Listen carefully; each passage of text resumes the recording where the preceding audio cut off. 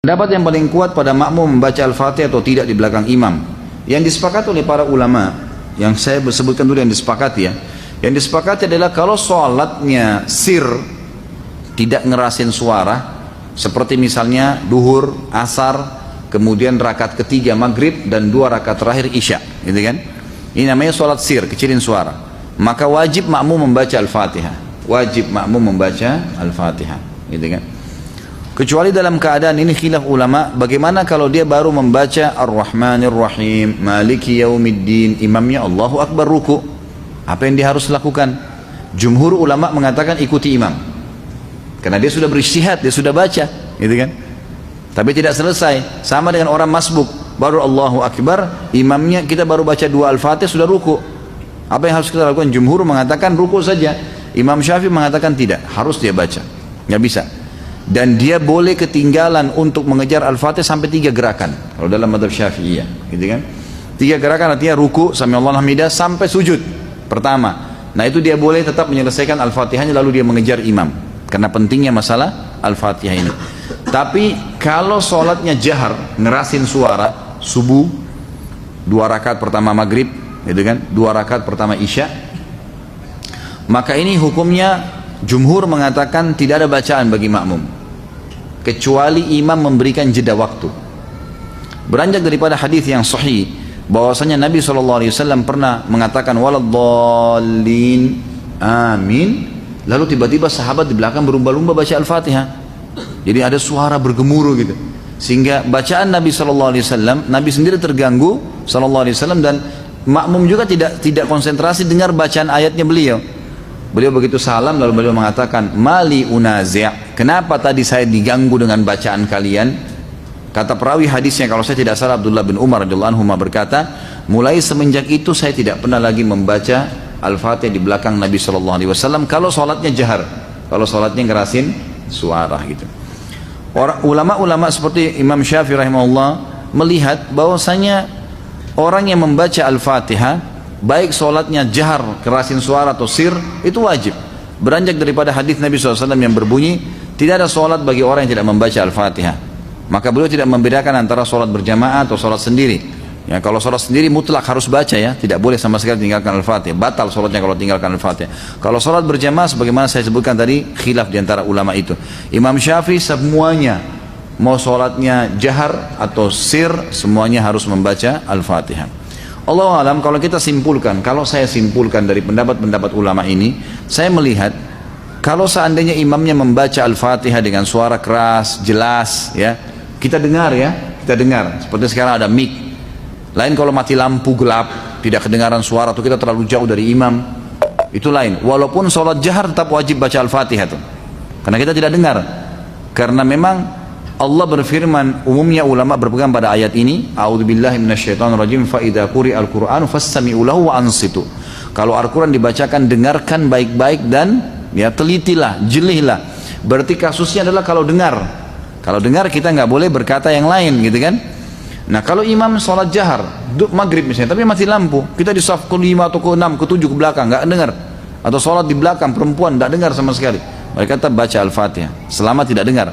Tapi kalau mereka dengar Al-Fatihah itu, seperti tadi imam kita Masya Allah membaca misalnya, kita dengar. Dan pada saat mengatakan waladdallin, kemudian semua mengatakan amin. Begitu selesai amin, imamnya baca langsung surah. Nah ini Allahu alam, yang lebih dekat pendapat ulama mengatakan tidak lagi baca Al-Fatihah. Kembali kepada hadis, ya, bacaan imam adalah bacaan makmum. Itu sudah ada hadis yang menjelaskan masalah itu. Tapi kalau imamnya jeli dan dia lebih faham masalah fikih menjadi imam, adalah setelah waladdallin amin, imamnya diam jeda 7 ayat Al-Fatihah. Maka pada saat itu makmum silakan baca, gitu kan? Dia membacanya.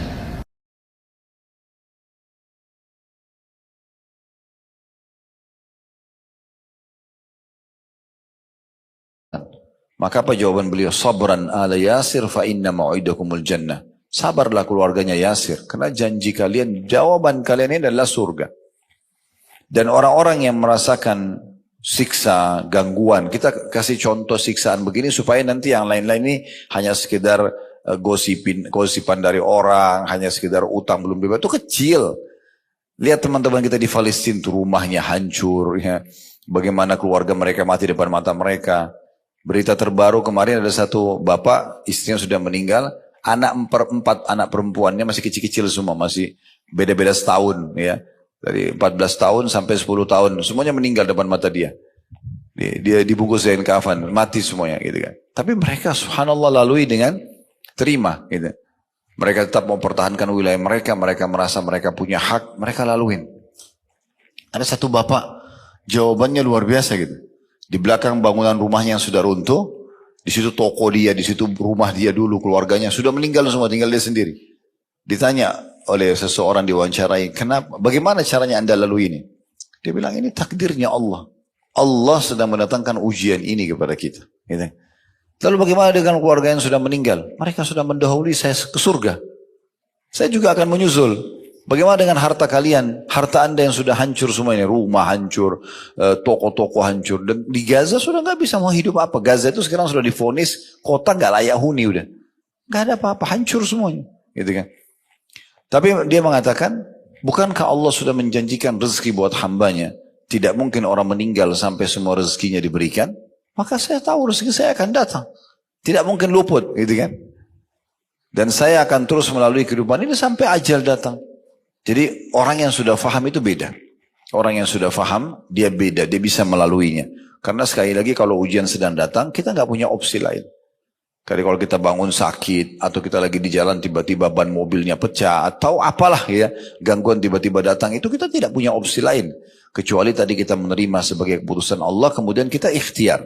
Kita cari jalan keluar. Ingat, menagih utang, melaporkan ke pihak keamanan, itu masuk dalam sabar ya. Sebagai bentuk ikhtiar kita. Nah, seperti itulah. Kemudian yang kedua, Allah subhanahu wa ta'ala menjelaskan bahwasanya sabar bersama takwa termasuk di antara sebab-sebab kemenangan dan keteguhan. Kalau tadi di poin pertama, sabar dengan keyakinan. Yakin Allah tidak datangkan ujian ini kecuali dia tahu. Ujian ini memang bisa saya lalui gitu kan. Maka seperti juga tanda kutip ya, panggilan dari Allah untuk ayo lebih dekat diri kepada saya akan kasih kamu jalan keluar gitu ya. Karena kita kalau lagi diuji Bapak Ibu sekalian, kita lebih mudah menangis, lebih mudah untuk mengkhusyuk dalam sholat gitu kan. Oh lebih luar biasa dalam doanya. Mungkin kalau kita lagi sehat-sehat saja tidak bisa kita berdoa seperti itu. Sedahsyat kita kalau sedang ada ujian gitu ya. Ya Allah sedang tarik kita untuk dekatkan diri kepada dia. Tinggal minta, karena yang ciptakan kita Allah, yang ciptakan ujian itu Allah, dan bisa memberikan jalan keluar hanya Allah, maka Allah akan kasih. Selesai, sesederhana itu sebenarnya ya. Dan di poin kedua ini adalah digabungkan antara sabar dan ketakwaan. Maksudnya, kalau justru datang ujian, selain kita jadikan sabar, terima sebagai keputusan Allah dan ikhtiar cari jalan keluar, itu supaya ibu dan bapak bisa segera mendapatkan jalan keluarnya, solusi terbaiknya bertakwa. Artinya justru di saat-saat genting itu lebih dekat kepada Allah, lebih patuh kepada Allah. Ya, bukan justru kita makin melanggar. Ya, harusnya kita lebih dekatkan diri kepada Allah Subhanahu Wa Taala. Sebagaimana Allah berfirman dalam surah Al-Imran ayat 120, wa in tasbiru wa tattaqu la yadurrukum kaiduhum syai'a. Jika kalian bersabar dan bertakwa, takwa artinya patuh, mengerjakan apa yang Allah perintahkan, meninggalkan apa yang Allah larang, niscaya tipu daya mereka sedikit pun tidak mendatangkan kemudaratan kepada kalian. Jadi apa yang orang niat buruk kepada Bapak Ibu tidak akan berhasil, gitu ya. Selama kita menggabungkan dua hal ini, kita terima sebagai ujian Allah, lalu kita menjaga, jadikan momentum itu justru makin dekat kepada Allah. Saya pernah kasih contoh ini dari supaya mudah difahami. Kalau Bapak Ibu lagi mau ngajukan sesuatu di perusahaan misalnya, supaya dinaikkan gajinya, contoh, atau jabatannya, dan kita sudah ngajukan ke dirut kita proposal atau permohonan untuk dinaikkan jabatan kita. Kira-kira kita menjadi staf atau pegawai yang lebih baik, yang lebih patuh dengan peraturan perusahaan, atau kita jadi pegawai yang ugal-ugalan? Hah? Kan pasti kita kalau mau supaya proposal kita itu diterima, pasti kita makin tunjukkan prestasi, makin tepat datang, ya, makin bagus pekerjaannya, sehingga dirutnya itu akan menilai, oh orang ini pantas untuk diberikan. Tapi kalau dia telat datang, dia malah ugal-ugalan, mana mau diterima?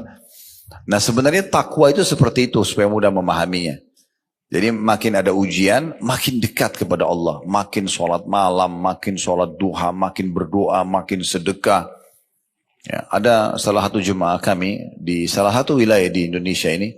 Masya Allah setelah dia dengarkan ceramah tentang bab keutamaan sedekah. Kebetulan kami pernah sampaikan lengkap bedah buku ya. Tentang keajaiban sedekah. Itu luar biasa. Salah satunya dia akan mendatangkan solusi dari permasalahan yang. Jadi kalau Bapak Ibu mau ringkas supaya cepat menemukan jalan keluar, sedekah salah satunya. Karena kata Nabi SAW, obati penyakit kalian atau orang-orang sakit kalian dengan sedekah.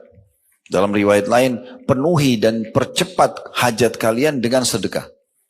Jadi makin banyak dikeluarkan, maka makin cepat permasalahan selesai. Dia bilang, Ustaz, saya praktekin.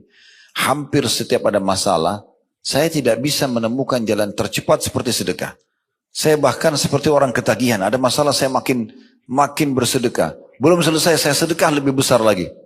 Dan jumlahnya tidak dibayangkan gitu ya. Sesuatu yang sangat besar. Dia keluarkan dan selesai urusannya. Dan Masya Allah, Allah gantikan dari sumber-sumber lain. Ya rezeki-rezeki yang datang. Ini salah satu contoh bentuk ketakwaannya kepada Allah subhanahu wa ta'ala. Di sini kata beliau, perhatikanlah apa yang terjadi pada Nabi Yusuf alaihissalam berupa kemuliaan dan kekuasaan mapan di muka bumi.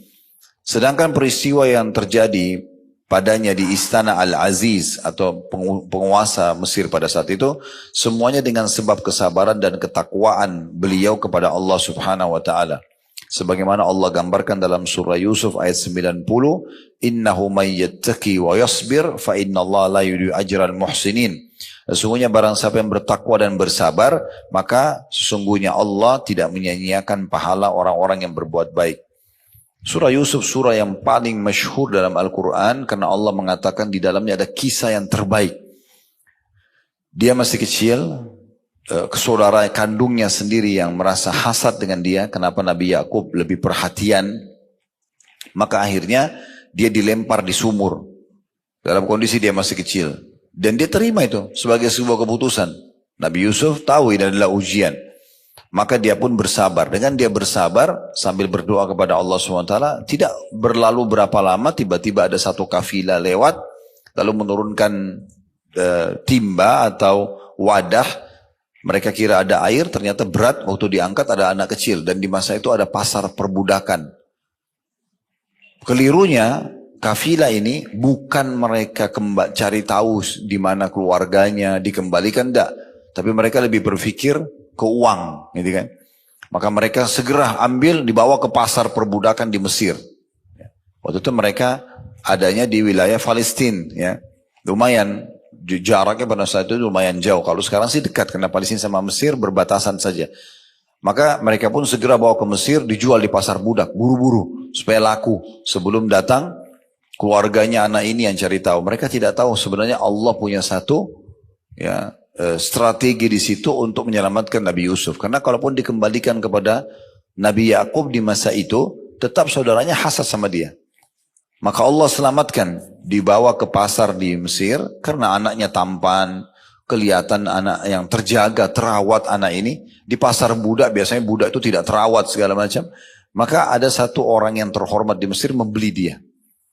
Dibeli kemudian dipajak tinggal di dalam istana Raja Mesir. Ini luar biasa gitu. Allah selamatkan. Dan kebetulan waktu itu dia sama istrinya nggak punya anak. Maka dia bilang sama istrinya, pelihara baik-baik anak ini. Ya mungkin bisa membantu kita atau bisa menjadi anak kita. Karena kita belum punya anak. Maka dirawatlah oleh sang ratu tersebut gitu kan. Dan dia pindah dari rumah yang biasa. Ya, dengan kesabaran dia ke istana raja. Tumbuh besar dalam kondisi aman. Karena jauh dari saudara-saudaranya. Sampai dia remaja, dia dewasa. Terjadilah tentu kisah yang sangat masyhur ya. Karena ibu majikannya sendiri suka sama dia. Kemudian dia bersabar gitu kan. Bagaimana dia dikejar-kejar oleh sang perempuan ini. Masuk dalam kamarnya, ditutup pintunya. Lalu ditawarkan untuk berzina. Dia berusaha lari. Menghindari wanita ini sampai wanita itu menarik baju dari belakang sehingga sobek baju tersebut. Begitu tiba di pintu dan dibuka ternyata suaminya datang. Lalu dia dengan gampangnya mengatakan, apa balasannya bagi orang yang mau mengganggu istrimu? Lalu si raja ini bingung mau pecahkan bagaimana permasalahannya. Lalu Nabi Yusuf mengatakan, bukan saya, dia yang menawarkan dirinya. Saya tidak pernah mengganggu seperti ini. Nah, untung si raja ini bijak. Dia pun memanggil orang yang bijaksana di istana itu, suruh bagaimana menghakimi keadaan ini. Maka dikatakan, kalau dilihat saja bajunya Yusuf. Kalau baju Yusuf sobek dari depan, berarti betul dia mau mengganggu. Perempuan itu mau menyelamatkan diri. Tapi kalau bajunya sobek dari belakang, berarti betul dia yang dikejar. Tapi dia lari, ternyata ditemukan memang baju Yusuf sobek dari belakang. Maka sang raja mengatakan, sesungguhnya ini tipu daya kalian. Beristighfarlah, wahai para wanita, istighfarlah kepada Allah. Gitu kan? Kemudian, Nabi Yusuf pun ya disuruh pergi, tetap dengan kondisi dan di kamar dia, di istana itu. Tapi karena ya istri raja ini tetap menginginkan dia, dan tersebar berita di saat itu, di satu Mesir, kalau ternyata dia disukai oleh si ratu ini, menyukai anak angkatnya sendiri.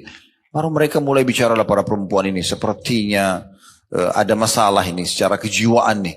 Kenapa bisa ratu suka dengan anaknya sendiri? Karena waktu itu belum ada foto, belum ada kamera. Orang tidak tahu Nabi Yusuf ini seperti apa. Karena si ratu ini ingin menunjukkan kalau ini bukan salah saya loh.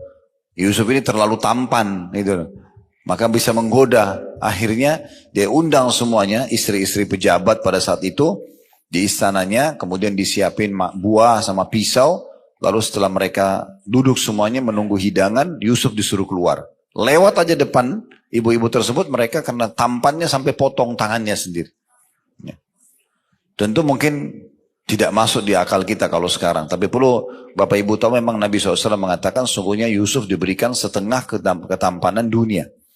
Jadi semua laki-laki digabung di muka bumi ini, yang tampan-tampan saja ditaruh di satu sisi, Yusuf sebelahnya, Yusuf tetap lebih tampan gitu. Ini luar biasa. Kita tidak bisa bayangkan, sampai para ibu-ibu itu mengatakan ini malaikat ini. Ini bukan manusia. Entah gimana sudah tampannya beliau. Dan Nabi Muhammad SAW sendiri mengatakan waktu bertemu dengan Yusuf di kejadian Isra dan Mi'raj, sungguh memang betul dia diberikan setengah ketampanan dunia. Ya. Kemudian mereka mengatakan, oh ini malaikat bukan manusia. Ratu itu menimpali, itu tujuan dia. Inilah yang membuat saya tergoda. Kalian ngomong seenaknya aja, belum lihat orangnya gitu. Terus kemudian dia bilang lagi di saat itu di depan orang-orang, kalau dia tidak mau kerjakan apa yang saya perintahkan, maksudnya berzina, saya akan penjara dia. Ya, Yusuf mengatakan, penjara lebih saya sukai. Maka di penjara akhirnya Nabi Yusuf AS. Intinya gitu, di penjara, sekian tahun di penjara, dengan hikmah Allah SWT dia sabar. Ujian lagi datang. Ujian yang pertama tadi, dilempar oleh saudaranya di sumur, ya, kemudian dia lalui. Allah pindahkan ke istana. Di istana diuji lagi sama Allah SWT. Ratunya suka sama dia. Ini ujian keimanan. Dia tetap bersabar. Gak mau terjerumus dalam dosa. Sampai dalam sebuah riwayat dikatakan waktu istri raja itu mengejar Nabi Yusuf. Di ujung kamarnya dia ada patung yang mereka kultus di saat itu. Lalu si ratu ini ambil patung, ditutup patung itu sama kain. Kata Nabi Yusuf, subhanallah, engkau malu sama patung ini dan malu sama Allah gitu ya. Digituin sama dia. Yang jelas pada saat itu ujian datang.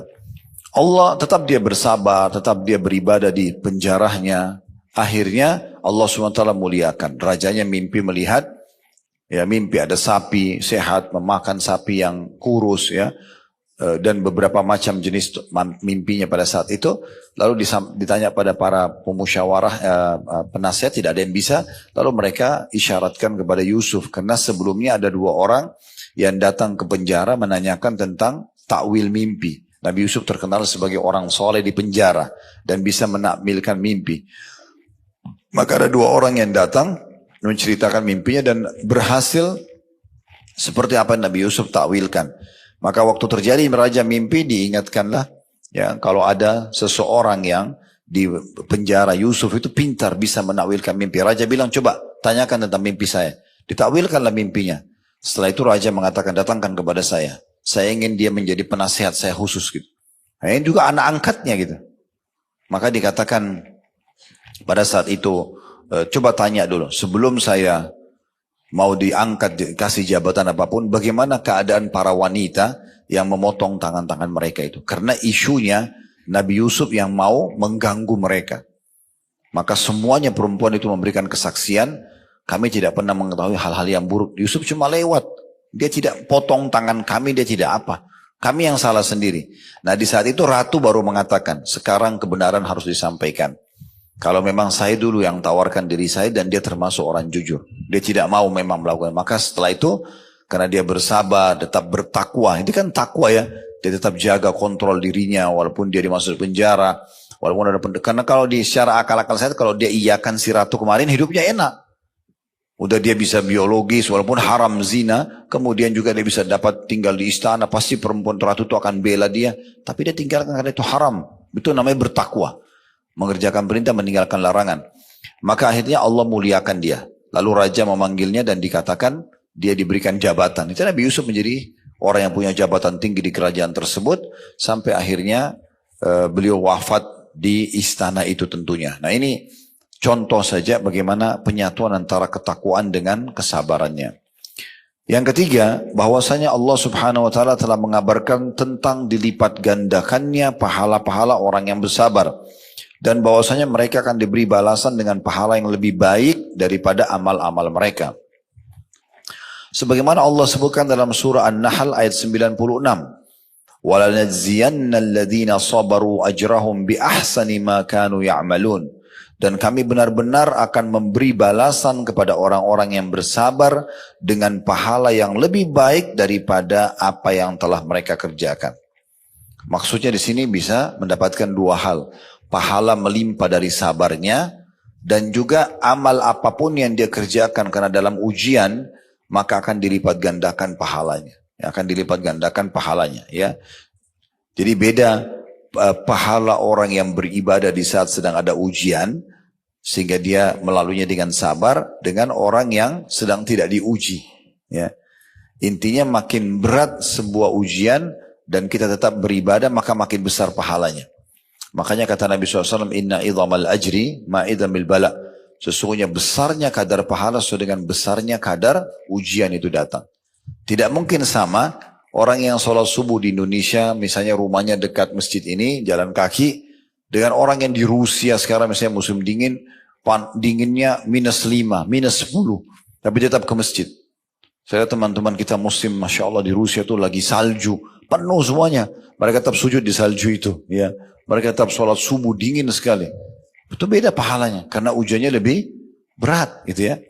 Jadi kalau ibu dan bapak mengerjakan sebuah perintah agama dan melalui satu proses yang berat, kita ngantuk banget, tapi ingin sholat malam, lalu kita tetap berusaha sholat, ya dengan orang yang memang tidak bisa tidur, kemudian dia sholat malam itu beda pahalanya, ya sudah beda.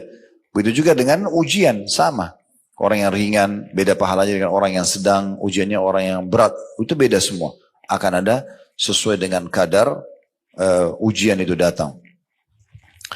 Kemudian yang keempat, Allah Subhanahu wa taala menjadikan sabar termasuk urusan yang wajib ditekadkan. Yang seharusnya bagi setiap muslim laki-laki maupun perempuan bersandar kepadanya dan berusaha untuknya. Kita selalu menggunakan sabar sebagai perangkat kita. Sebagaimana dalam surah Asy-Syura ayat 43 Allah Subhanahu wa taala berfirman, "Walaman sabara wa ghafara inna dzalika lamin azmil umur." Tetapi barang siapa yang bersabar dan memaafkan, sungguhnya yang demikian itu termasuk urusan yang wajib dibulatkan tekadnya untuk dilakukan. Jadi kalau misalnya ibu punya dua opsi ya bagi orang yang berbuat zalim kepada kita. Opsi yang pertama, pernah saya jelaskan itu, ibu murni dan bapak sekalian dendam. Ada orang gosipin kita, ada orang fitnah kita, ada orang ambil hak kita, udah kita dendam. Ya Allah butain matanya, misal, pincangin kakinya, apalah. Matikan dia, contoh, karena dia terasa terdolimi banget. Hartanya diambil misalnya, atau dia disakiti, dirusak nama baiknya. Bisa, dia terdolimi. Karena orang yang terdolimi tidak ada hijab antara dia sama Allah. Bisa diterima doanya. Tapi ini murni balas dendam Bapak Ibu sekalian. Allah kabulkan matanya buta. Bisa dapat apa? Gak ada. Cuma dendam saja. Bolehkah? Boleh, karena dia terdolimi, haknya dia. Gitu kan? Tetapi ada opsi yang lebih baik. Ibu dan bapak doakan agar dapat hidayah. Supaya dia dapat hidayah, dia tahu kesalahannya. Dan kemudian Allah ubah dia. Dari sifat buruk itu menjadi sifat yang baik misalnya. Kalaupun dia utang, supaya dia bayar utangnya nih. dia tersentuh secara keimanan. Kita tidak tahu bagaimana cara Allah. Mungkin kebetulan dia hadir di masjid dekat rumahnya, lalu dia dengar ceramah, lalu dia tersentuh, dia merasa ya dia harus kembalikan hak kita misalnya. Dan setelah itu dia dapat petunjuk, dia bisa menjadi orang yang saleh atau salihah, maka kita panen pahalanya. Itu juga lebih baik dibandingkan kita hanya sekedar dendam saja. Nah, seperti itu yang dimaksud di sini. Barang siapa yang bersabar dan memaafkan, maka sungguhnya itulah yang harus menjadi sebuah tekad yang dipertahankan atau dilakukan, kata Allah SWT. Yang kelima, Allah SWT menggantungkan keberuntungan pada sabar. Tidak ada orang sabar yang rugi, tidak ada. Jadi jangan pikir, saya kalau sabar saya rugi. Enggak rugi. Justru untung. Ya, kalau orang sabar itu untung. Sekarang ada orang caci maki Bapak Ibu sekalian. Caci maki. Bapak Ibu enggak layani. Sebenarnya kita beruntung itu. Kita jadi enggak emosi. Kita jadi enggak dapat dosa. Malah dia dapat dosa, kita dapat pahala. Karena kita coba bersabar, gitu kan. Itu berbeda. Karena selama kita tidak membalas seseorang yang menyerang kita, maka kita akan terus panen pahala. Baik dari dia, dari pahala-pahala dia akan diberikan kepada kita, atau memang Allah SWT akan berikan kita catatan pahala tambahan di buku amal kita.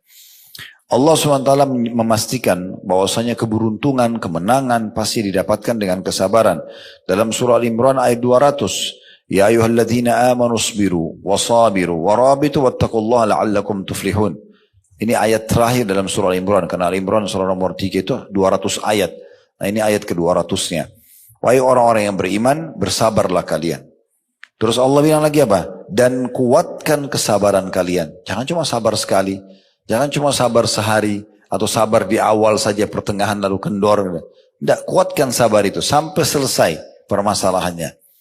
Dan tetaplah bersiap siaga di perbatasan negeri kalian. Dan bertakwalah kepada Allah supaya kalian beruntung.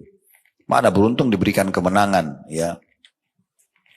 Yang keenam, Allah SWT memuji hamba-hambanya karena bersabar. Sebagaimana dia memuji Nabi Ayyub alaihissalam. Artinya dipuji di sini Allah menjadikan atau memberikan balasan maksimal kepada dia. Solusi maksimal bagi dia, gitu kan. Sebagaimana Allah ceritakan Nabi Ayyub. Kalau Bapak Ibu pernah dengar ada istilah kita di Indonesia itu sabar Ayyub, ya. Karena Nabi Ayyub ini sangat penyabar. Jadi kalau mau sabar, sabarlah seperti Nabi Ayyub. Karena sabarnya luar biasa gitu ya. Allah menyebutkan dalam surah Shad ayat 44, Inna wajadnahu sabira ni'mal abd innahu awwab. Sesungguhnya kami dapati dia Ayyub seorang yang sabar, dia adalah sebaik-baik hamba, sesungguhnya dia amat taat kepada Tuhannya. Ini yang saya ketahui ya, sebatas ilmu saya. Nabi Ayyub alaihissalam itu dia menikah, awal pernikahan dia 20 tahun pertama. 20 tahun pertama, semuanya kenikmatan. Semuanya, tidak pernah ada masalah. Bahkan Allah karuniahi dia 12 orang anak dari istrinya ini laki-laki semua. Semuanya tampan-tampan, semuanya pintar-pintar, ya. Laki-laki semuanya. Nabi Ayub sendiri tampan, tokoh masyarakat, seorang nabi, kaya raya, istrinya juga cantik, sempurna. Pokoknya kehidupan mereka ideal sekali. 20 tahun.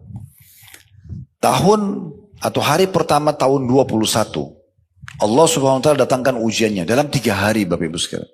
Ujian datang dalam 3 hari, habis semuanya. Hari pertama ujiannya, 12 orang anak laki-lakinya lagi makan di satu ruangan, kayak ruang itu, rubuh atapnya, mati semua. 12 anak laki-lakinya mati semua dalam 1 hari. Bukan 1 2 ya, 12-nya semua. Dalam 1 hari, tidak punya anak langsung. Habis ceritanya. Kan orang mungkin mati anaknya 1 2, ini 12-nya semua mati. Hari kedua, Allah Subhanahu wa taala datangkan hama di perkebunan dan peternakannya, habis semua. Hari kedua jadi miskin, gak punya apa-apa. Karena masa itu kekayaannya di harta hewan ternak dan perkebunannya, habis semua. Di hari ketiga, Allah datangkan ujian, kena penyakit kulit. Ya, semua orang menjauh dari Nabi Ayyub karena takut tertular. Padahal dia itu nabi, dia harus berdakwah kan gitu. Tapi datang ujian. Nabi Ayyub tidak mengucapkan 1 kata, bukan lagi gerutu banyak, 1 kata mengeluh kenapa ya Allah, nggak ada. Jadi nikmat aja prosesnya. Dalam 3 hari habis tidak punya anak, habis nggak punya harta, juga kena penyakit yang menular lagi. Luar biasa. Ada beberapa asar menyebutkan istrinya pun menjauh, ada yang mengatakan istrinya tetap menemani dia bersama. Maka berjalan sampai kurang lebih 18 tahun. 18 tahun begitu keadaannya. Gak punya anak, gak punya harta, ya, dan juga kena penyakit yang menular. Istrinya sempat bilang, wahai Nabi Allah, gak usah minta lagi keturunan sama Allah, gak usah minta harta, minta Anda disembuhkan saja. Tak sembuh saja, supaya bisa berdakwah. Sekarang orang semua menjauh karena penyakit ini. Apa kata Nabi Ayub? Wahai istriku, berapa tahun dulu kita merasakan nikmat? Kata istrinya 20 tahun. Istri tahu nih, 20 tahun tidak ada masalah. Berapa lama sekarang kita diuji? Kata istrinya 18 tahun. Kata Nabi Ayub, saya masih malu minta sama Allah. Belum berimbang. Belum berimbang. Ini kadang-kadang kita lupa Bapak Ibu sekalian ya. Misalnya 1 tahun 365 hari kita sehat. Tahun kedua Allah uji seminggu aja flu. Luar biasa. Satu kampung tahu kalau flu. Seakan-akan dia ini sudah kena musibah yang paling besar. Cuma flu doang. Dia 1 tahun kemarin tidak apa-apa. Pernah rasa 1 tahun gak sakit ya? Tidak sakit 1 tahun bisa berjalan. Gak flu, gak demam gitu ya. Ada berlalu. Tapi kita lupa kadang-kadang dengan ujian sedikit itu. Maka dia bersabar sampai 20 tahun. Setelah 20 tahun, Nabi Ayub berdoa begini, mengatakan, Rabbi, anni massaniyaddur wa anta arhamur rahimin. Wahai Tuhanku, Engkau telah menimpahkan padaku ujian ini, penyakit ini. Dia cuma sebutkan penyakit ya. Tapi Engkau zat yang maha penyayang. Apa maknanya? Wa anta arhamur rahimin, dan Kau zat maha penyayang. Artinya kalau Kau mau sembuhkan silakan ya Allah. Kalau Kau masih mau uji saya terima. Coba bayangkan luar biasa sabar. Setelah 20 tahun. Dia nggak bilang ya Allah ini 20 tahun sudah berimbang dong. Harusnya enggak. Kalau Engkau ingin silahkan ya Allah sembuhkan. Kalau mau uji lagi saya masih sabar. Apa yang terjadi Bu? Ini perhatikan buah sabarnya ya. Disebutkan dalam riwayat-riwayat tentang masalah ini. Pada hari itu Allah kabulkan. Yang paling pertama Allah hilangkan penyakitnya. Allah munculkan sumber mata air di dekat ranjangnya beliau. Disuruh oleh Allah SWT mandi dengan air itu, hilang penyakitnya. Dipakai sama Nabi Ayub, mandi. Hilang semua. Bahkan Nabi Ayub jauh lebih tampan, lebih bersih dari 20 tahun yang lalu. Setelah pakai air itu. Kuasa Allah SWT. Di hari kedua, terdengar oleh masyarakatnya, kaumnya dia, oh Nabi Ayub sudah sembuh. Kan ini yang membuat mereka lari kan.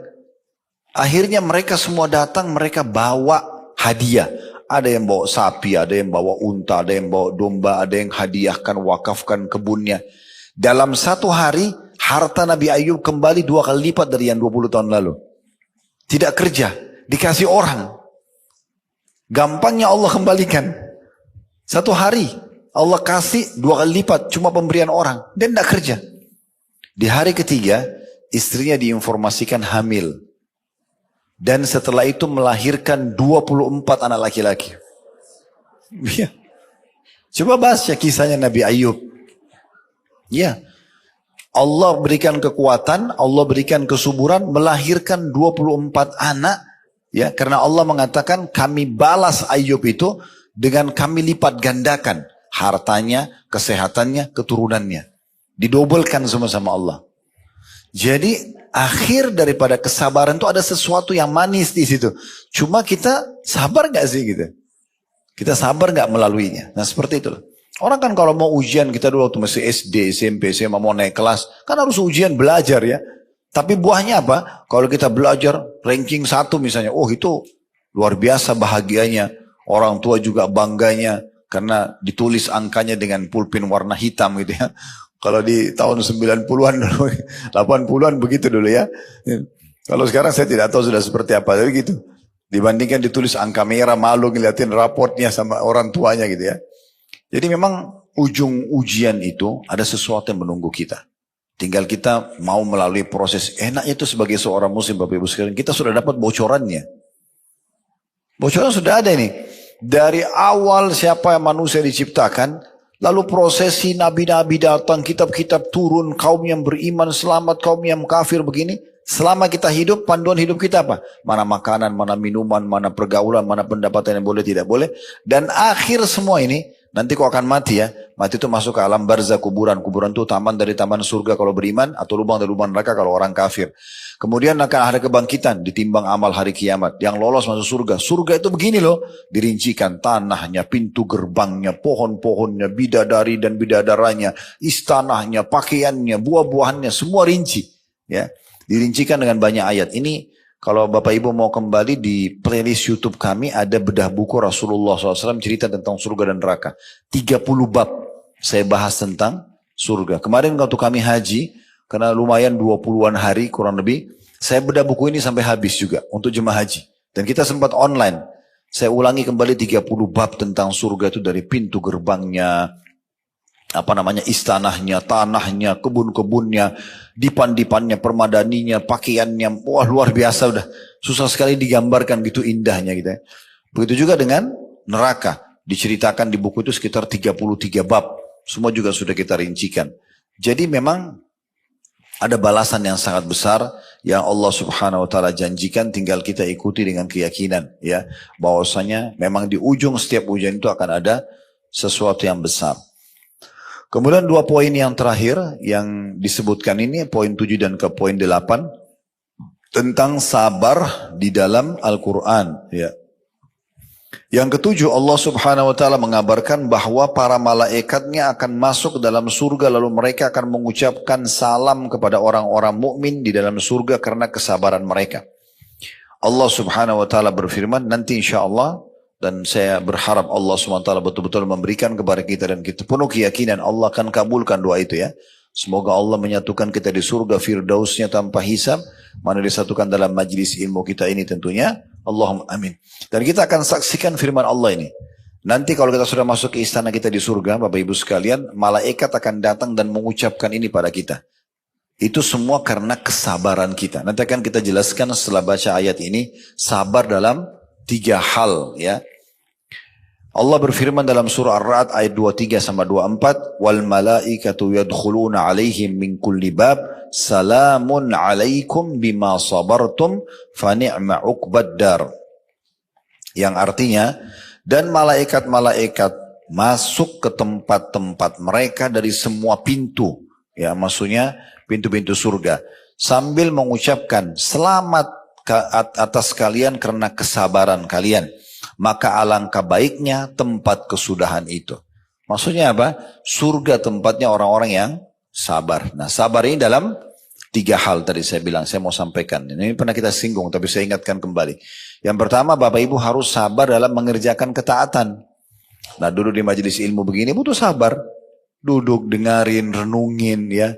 Terus niatkan mau mengamalkan, itu butuh sabar. Sholat butuh sabar, puasa butuh sabar, sedekah dan zakat butuh sabar, haji umrah butuh sabar, bakti sama orang tua butuh sabar, ngurus anak, melayani suami, ibu-ibu juga butuh sabar, suami memberikan kebutuhan istri butuh sabar. Sabar semua dalam lingkungan kita, sabar dengan cuaca, sabar dengan gangguan orang, sabar.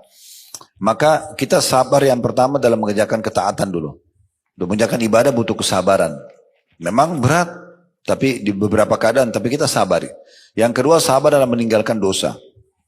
Nah, semua orang di antara kita punya peluang berzina, peluang berbohong, peluang menipu, peluang apalah dosa. Tapi di saat sedang ditawarin oleh syaitan, tolak, sabar. Jangan iyakan. Itu butuh kesabaran. Dan yang ketiga baru sabar terhadap ujian harian kita. Sabar atas ujian harian, ya seperti sakit, gangguan orang, nah itu baru sabar. Nah biasanya yang kita sering dengar di tengah-tengah masyarakat kita, sabar yang ketiga aja nih. Sabar kalau lagi sakit, sabar kalau lagi diganggu orang, gitu-gitu ya. Padahal sebenarnya sabar itu, ini sabar yang ketiga ini hanya akan bisa dilalui dengan mudah kalau kita sudah sabar poin 1 dan poin 2. Sabar di atas ketaatan kepada Allah, sabar meninggalkan dosa, baru kemudian sabar ujian harian itu akan mudah kita lalui. Yang terakhir, yang ke-8 di sini diangkat dari Al-Quran, Allah menjadikan sabar sebagai penolong dan memerintahkan untuk mencari pertolongan dengannya dalam setiap kesulitan yang menimpa seorang hamba. Sebagaimana Allah berfirman dalam surah Al-Baqarah ayat 45, wasta'inu bis sabri was salah, dan mintalah pertolongan kepada Allah dengan sabar dan salat. Jadi setiap kali ada masalah apapun, maka dahulukan ya, sholat dan sabar. Udah clear. Kalau dua itu Bapak Ibu bisa jaga, maka insya Allah akan aman semuanya. Makanya dikatakan Nabi SAW, Bapak Ibu sekalian itu kalau sedang menghadapi masalah apapun, maka beliau yang pertama dilakukan adalah sholat. Ya, wudu, sholat. Minta petunjuk kepada Allah subhanahu wa ta'ala. Minta petunjuk kepada Allah subhanahu wa ta'ala.